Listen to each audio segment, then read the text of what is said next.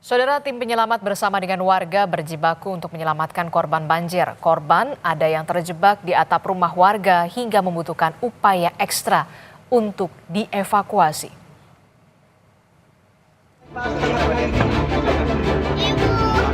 Banjir yang merendam permukiman warga di Pesanggerahan, Jakarta Selatan membuat seorang ibu dan balita harus dievakuasi dari atap rumah.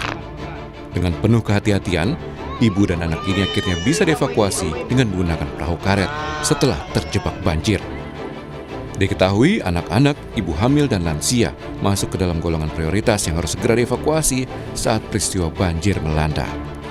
Untuk keseluruhan warga sudah kita evakuasi dari pagi tadi jam 5:30. Kita prioritaskan untuk orang tua atau lansia, lalu ada anak yang disabilitas, ibu hamil, dan juga bayi. Selanjutnya untuk warga masyarakat yang ingin melaksanakan kegiatan kesehariannya itu bekerja. Di Bekasi, Jawa Barat, prajurit Kopasga TNI AU mengevakuasi sejumlah warga yang terjebak banjir di perumahan Pondok Gede Permai, Bekasi. Evakuasi dilakukan dari atap rumah warga karena ketinggian banjir yang sudah mencapai 3 meter.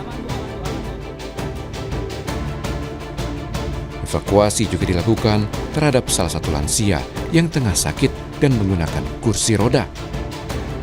Dengan penuh kehati-hatian, tim dari Kopasga TNI AU terlihat mengevakuasi korban yang terdampak banjir menggunakan perahu karet menuju lokasi yang aman. Diketahui banjir merendam permukiman warga di Kompleks Pondok Gede Permai, Bekasi sejak Selasa. Tingginya banjir membuat warga harus segera dievakuasi dari rumah mereka.